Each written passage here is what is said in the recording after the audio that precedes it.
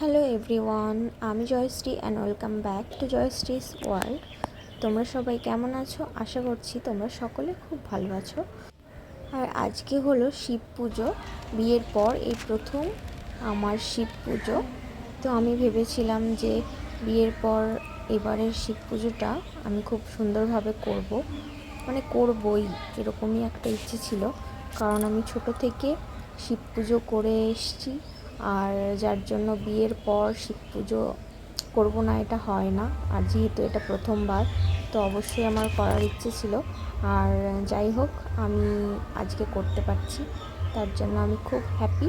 আর এই দেখো, আমি হাতে মেহেন্দি পরে নিয়েছি, পায়ে আলতা পরে নিয়েছি। কেমন লাগছে আমাকে? একা একাই দু হাতে যা পেরেছি পরে নিয়েছিলাম মেহেন্দি। আর এখন এই যে চান করে একটু বসেছি পায়ে আলতা পরার জন্য।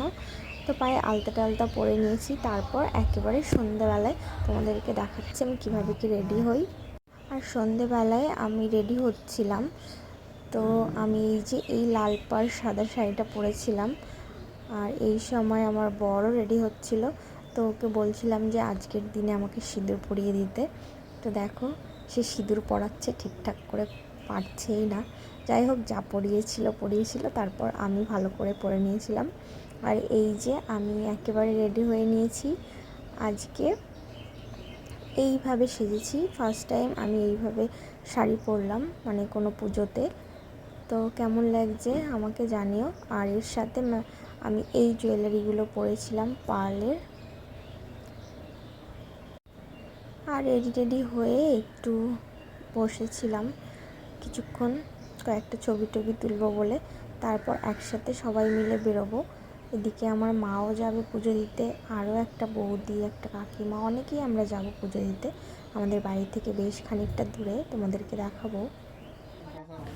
আর এদিকে আমার বর ছবি তুলবে না, জোর করে ছবি তুলছিলাম।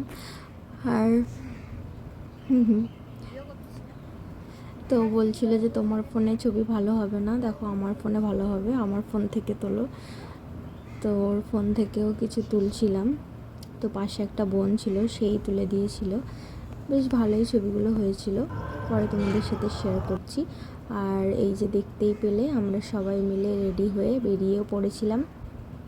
আর দেখতে দেখতে চলেও এসছি।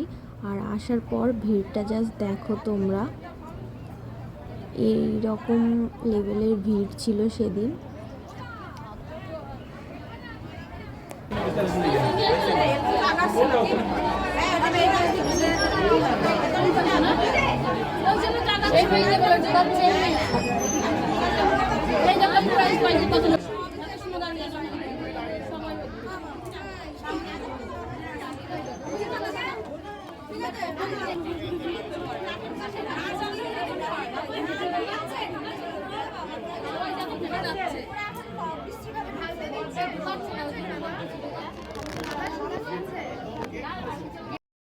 তো এতটা পরিমাণে ভিড় কখনোই আমরা পাইনি এর আগে, তো খুবই বিরক্তি লাগছিল।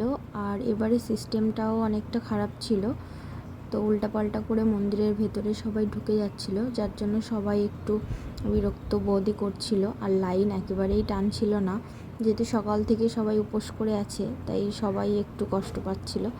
যাই হোক, এদিকে দেখো আমরাও লাইনে দাঁড়িয়ে পড়েছিলাম বেশ পরপর। আর এই যে এতক্ষণে এইটুকু ঘুরলো, মন্দিরের পেছন পর্যন্ত এলাম। এরপর তো তোমরা দেখতেই পারবে যে কতক্ষণ পর আমরা মন্দিরে ঢুকি। আর ওদিকে আমার বরকে বলেছিলাম যে মন্দিরের কাছে আসতে, কিন্তু সে আসেনি, বলল পরে আমাদের সাথে জয়েন করবে। আর ফাইনালি দেখো ঢুকতে পেরেছি। আর এখানে ঢুকে মানে ফটো ভিডিও করার তো পসিবলই ছিল না, তাও ওই বোনটা কিভাবে একটা করে দিয়েছিল, তাই তোমাদের সাথে শেয়ার করতে পারলাম। আর এই যে আমি মা সবাই পুজো করছিলাম। পুজোটা মোটামুটি ভালোভাবেই করেছি, যদিও একটু বেশি ভিড় ছিল এবারে। অন্যান্যবার অনেক সুন্দরভাবে পুজো দিই। যাই হোক, পুজো টুজো করে আমরা বেরিয়ে পড়েছিলাম। মন্দিরের সামনে এখানে মোমবাতি ধরাচ্ছিল সবাই, তো আমরাও এখানে সবাই মিলে মোমবাতি ধরালাম। আর এদিকে ভিড়টা জাস্ট দেখো তোমরা, এখানে অনেকক্ষণ বসেছিলাম। আর এই মন্দিরটা আমাদের বাড়ির খুব কাছেই, বগুলাতে। বড় হওয়ার পরে মায়ের সাথে আমি এই মন্দিরেই আসি ভোলে বাবার মাথায় জল ঢালতে বরাবরই। তাই সেদিনও চলে গেছিলাম জল ঢালতে।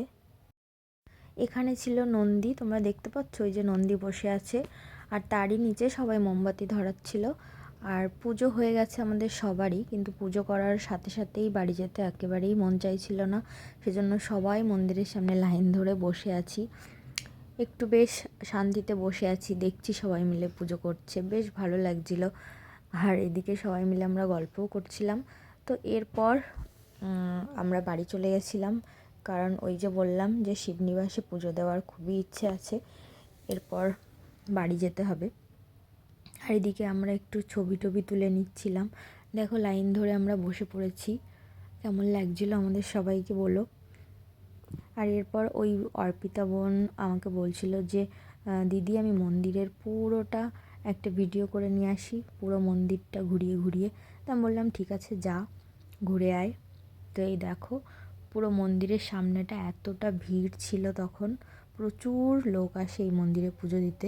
অনেক চেনা পরিচিত মানুষের সাথে দেখা হয়, ছোটোবেলার বান্ধবী, টিচার। তারপর ওই বোনটা বলল যে দিদি আমি মন্দিরের পুরো পেছন থেকে ঘুরিয়ে একটা ভিডিও করে আনি। তো আমি বললাম ঠিক আছে যা। তো দেখো ওই বোনটা একদম মন্দির সহ ঘুরছিল। ও হ্যাঁ, আমরা কিন্তু পুজো দেওয়ার পর এই মন্দিরকে নিয়ে 7 পাক ঘুরেছিলাম, যেটা সবাই ঘুরে। আর এই দেখো মন্দিরের ভেতরে এই সময় ভিড়টা একটু কমে এসেছিল, তখন সবাই খুব সুন্দরভাবে ভোলে বাবার মাথায় জল ঢালছিল, দেখেও খুব ভালো লাগছিল। এখানে বরাবরই খুব সুন্দর করে পুজো হয়, মানে এবারই একটু ভিড় অনেক বেশি ছিল। তো যাই হোক আমাদের পুজো টুজো ভালোভাবেই সম্পূর্ণ হয়েছে।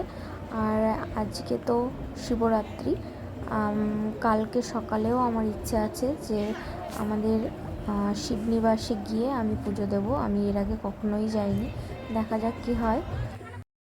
ছোট থেকে ইচ্ছে ছিল শিবনিবাসে গিয়ে ভোলে বাবার মাথায় জল ঢালবো, কিন্তু সেটা এখনও পর্যন্ত ফুলফিল হয়নি। এবার ভেবেই নিয়েছি যে শিবনিবাসে আমি যাবই।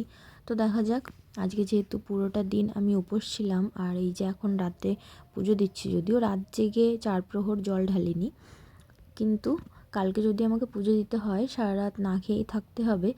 আর এই যে পুজো টুজো করে আমরা চলে এসেছিলাম বাড়িতে, আর না খেয়ে থাকলে অসুস্থ হয়ে যাব, সেজন্য মা আমাকে এই ফলাহারগুলো করে দিল। সেখানে বেলের শরবত, কলা, আর এই সাবু মাখা, যেটা আমি ফার্স্ট টাইম খেয়েছি, খুব বাজে লেগেছে খেতে।